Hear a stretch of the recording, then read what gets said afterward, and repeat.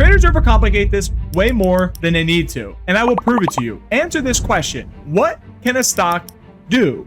They either trend or chop. That's it. Then I follow up with a real hard-hitting question. Why doesn't your trading system reflect that? And I get crickets.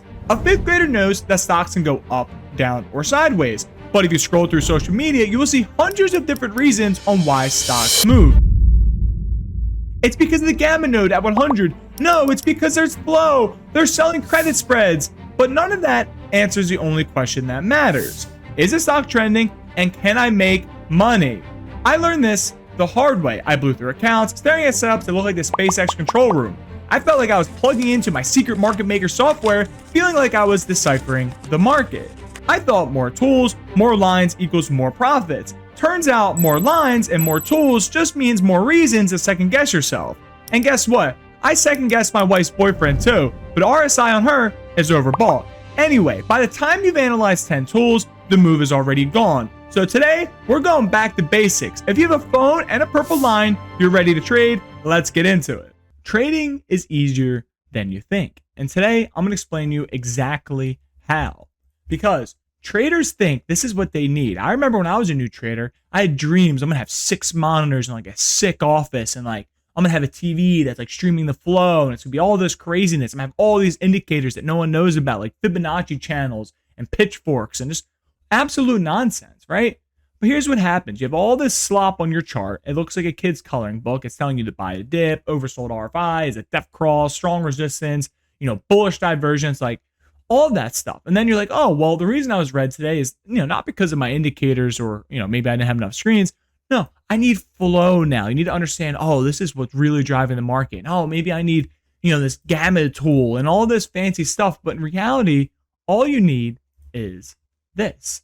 You need a phone and a purple line. My career was started off of a phone. That is all I had to trade. I was on Robinhood trading off a phone. This is what most of you actually have. In this video, we're going to cover exactly what traders need. So if you have a phone and you have a purple line, you are ready to trade. I'm telling you, it's a lot easier than you think. Just let me explain. Because stocks can only do 2 things. I've been trading stocks now for well over 7 years, profitable for about 5 of those years, and I have seen a lot of different things in the stock market. But all of them can be contributed or attributed to 3 things. Well, 2 things. They either trend up or down, or they chop, meaning they just go sideways. That's all they can do. I can't think of anything else. They don't go, they don't move out from the screens unless, you have 3D glasses on or something like that. All they do is they can either go up and to the right, down and to the right, or they just go sideways and ping pong all day.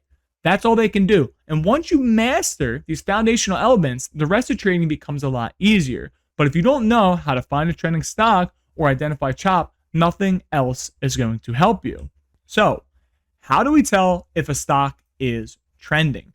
Trending assets are pretty simple to identify because trend only happens once you break out of chop. In this example, we can see we're basically illustrating a inside day. The stock is stuck in between the previous day high and the previous day low, and it's ping-ponging back and forth.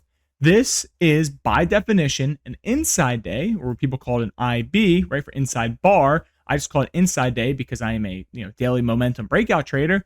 By definition, is chop. There is no trend in chop. You may think that you can buy the lows and sell the highs, but actually doing that, putting real pen to paper while you're managing your positions off your phone at work, is a lot harder than people make it out to seem. Look, I do this for a living. I don't even do it because it's not worth the stress. Because if you get in the habit of buying dips and selling pops, you're going to miss those big trend breakout days and you're going to be caught with your pants down. So once we break out of this inside bar or this choppy range, we produce something called a big move. Okay, this is a big move out of the chop range. Once we come back down and we retest this previous day high, this is called a retest. Okay, so you break up and then you come back down. And what you're doing here is you're just testing the buyers to make sure they actually want to hold it. Once it holds, this is your trend leg. This is your trend. I don't want you to be confused. This section here, this little pop right here is not trend. This is the breakout move. I don't slap breakouts. I wait for a pullback either to a level where EMA and then I like look for the secondary trend leg. I'm not good at predicting when stocks are going to break out. No one is, okay? Because what's really happening is they're coming in here and they're just buying calls and puts and hoping one of them works. That's not what you want to do. You want to wait for clean confirmation. This is your confirmation, holds the retest, and makes the next trend leg. But the problem is, and the reason I invented the LE model is because of this exact problem. What if we don't get the level retest? I know a lot of traders, they first come to the markets and they learn the retest strategy. It's very popular and it works really well for a reason. But here's the thing. A lot of you have jobs and, kids, responsibilities. Like the odds of you catching the previous day high retest to the exact penny, knowing if it's going to hold and make the next leg is pretty low, right? Life gets in the way. You have other responsibilities before you become a full-time trader. Well, that's why I invented the LE model, because if you don't get the retest, you can play the EMA retest. Meet the 8 EMA. This is the bread and butter of my strategy. And how does it work? It is a trend filter. What I mean by that is if price is above the 8 EMA, so price is up here, it means that the trend is bullish. The odds are is we're likely going to continue to go up and to the right. If price is below the 8 EMA, it means the trend is bearish. It's a filter. It's a visual representation that tells me, hey, is the price bullish or is the price bearish? And the best part about the 8 EMA is its dynamic support and resistance. Remember, if we're looking at that previous day high retest, right, and we miss it, well, what's next? Well, it's at all-time highs. There's no levels to the left, right? We have no support and resistance to go off of. We have nothing. We're literally grinding on air because we're at all-time highs. There's nothing to the left side of our screen. So what are we going to use for support? Well, we already tested the previous day high, and now the stock's all the way up here. The odds of us coming all the way back down and giving us another retest, especially on a big momentum day, is pretty much zero. So we have to use the 8 EMA because it's our dynamic support and resistance. It moves with the candles. As the candles go up, our EMA also comes up to match price. It does the hard work for us. It tells us the trend. It tells us what support and resistance is. It does all that. You don't have to sit there and analyze all these difficult positions and a million different tools to figure out what support and resistance is. It's the 8 EMA. So it does all this hard work for us. And for those that are brand new to my strategy, this is my settings on my 8 EMA in TradingView. So you can see EMA inputs, turn this to 8, no smoothing, and then click OK, and boom, you have it added to your charts. And if you're a fan of the channel and you love what I do, make sure your EMA is purple. And hey, maybe subscribe to this channel because I'm gonna be dropping videos every Thursday until I retire. So lock in, got more videos on the way. Okay, so what is the 8 EMA rules? I briefly touched on this, but I want to show you a real example tying back to that first diagram. Look, price above the 8 EMA, see these blue candles are above the EMA, means that price is bullish. And you can see, even though we were forming a little flag here, it's higher lows, higher lows, higher lows, and off to the skies. If we are below the EMA, you can see below the EMA, below the EMA, below the EMA, price is bearish. And I want you to pay attention to something. So in the very beginning, I talked about the only way you get trend is if you break out of a range or break out a chop. Well, check this out. Look, up, down, up, down, up, down, up, down, choppy, choppy, choppy, choppy, choppy, choppy breakout. Okay? This is your next leg. And that's key to identifying this. Look, you have your pre-market chop box, you break out, and off to the highs you go. Now look at this. A little bit of chop, hits the, taps the pre-market low in the 8 EMA, and then down to the lows. But the problem is, and the biggest mistake I see traders make, is they just add the 8 EMA to their charts and they start slapping. They don't understand how EMAs actually work. And I've been very cautious of this over the years and telling traders that you need to break a level first, because if you don't break a level, you don't have a range break, and therefore you do not have trend. So let's get into it. Do not ignore this rule. Okay, you need 4 levels on your screen. Okay, so the previous day high, also called PDH, pre-market high, PMH, pre-market low, pre-market PML, and then PDL, which is the previous day low. There's an indicator that's free in my Discord that marks all these levels for you. Use it. Okay, don't manually mark it. You need to break one of these levels in order to use EMAs. Look, if you came in here and you bought this EMA retest, well, you just got bagged. If you came in here and tried to short it, you got to pop in the face. You got a wick in your mouth. No one wants wicks in their mouths, especially while they're trading, right? It can be very distracting. You do not want this. You need to break a level. So if we got up and over the pre-market high, then yes, we would take it. If we got, broke below the pre-market low, then yes, we could take it. Otherwise, this is Gucci snake chop. So remember, do not ignore this rule. Do not. You must break one of these levels first before you can use the EMA. What's next after a level breakout? So people say, Ellie, I missed the pre-market high retest. What do? Well, it's very simple. Look, you see how the 8 EMA crosses the pre-market high? You see that right there? It's crossing the pre-market high.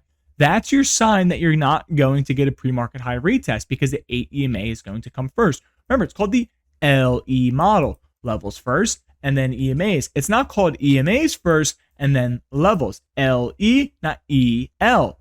Understand? Comprende. Okay, so what is next after a level retest? We can see the 8 EMA breaks through that pre-market high, comes down perfectly, taps it, and off to the highs we go. So therefore, if we don't get the pre-market high retest, we can just take the level retest. And a lot of you are not advanced enough, especially when trading on the phone. You're likely not going to be able to perfectly match this pre-market high retest, so you have to rely on the EMA retest. And this is how you do it. This is why all you need is a purple line and a phone. Now, let's see this in action. We're going to look at June 5th, 2026 on SPY. I'm going to walk you through exactly how this trade played out and exactly how we're going to use the purple line and a phone. So let's head over to the charts. Now we're at the charts, and we're going to break down exact trade that I took that made well over 486% on this trade. Okay, so these are QQQ puts, and I'm going to break it down exactly so you don't miss this move next time. First things first is we're looking at QQQ here, and we see it's starting to break a level. You can see right here, look, it broke the pre-market low. This is a clear break of the pre-market low. Now, as this candle is forming, what we're looking for is, well, hey, the 8 EMA is above the pre-market low. What are we looking for? Well, it's called the LE model, so levels first and then EMAs. The EMA is above the level. Therefore, we are going to look for a pre-market low retest, which is excellent, right? But here's the problem. The next candle goes even lower, and what that does is the 8 EMA is tracking these candles in real time. It brings the 8 EMA below the pre-market low. Now, the odds are is that we're not going to get a pop to a pre-market low because the 8 EMA is below it. So we're going to look for a EMA retest. This is the beauty of the LE model. 2 types of entries. All you have to do is wait for one to trigger. Let's play the next candle. As the stock starts to pump, you see the 8 EMA, it's still curling down. So we're looking for that pop. We want that pop right to the EMA. And here's our pop. Okay, we get an exaggerated pop. And then the next candle rejects.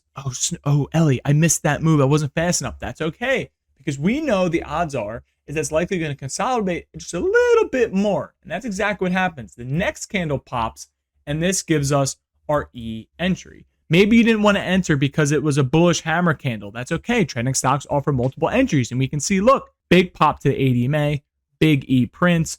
What do? We enter, and we just ride this thing to the abyss. If we speed this up, you can see absolutely washes out to the lows, and our stop loss is just the 8 EMA, and that is it. No reason to sell. It pops it forms a bear flag. Our E prints, hits it, and then we wash out to the lows. And this is going to be our stop loss. We're not going to wait for it to get all the way to 8 EMA because we want to make sure we capture our gains. We're just going to use some sort of system. You can use this indicator or your own imagination, but we're not going to sell as soon as it hits the lows. No, it's a big trend move. QQQ is forming an outside day, meaning that the daily chart looks like this. We want to make money when this chart looks like this. This is key. This is how you grow your portfolio. And look, just absolutely washes out to the lows until it eventually stops you out.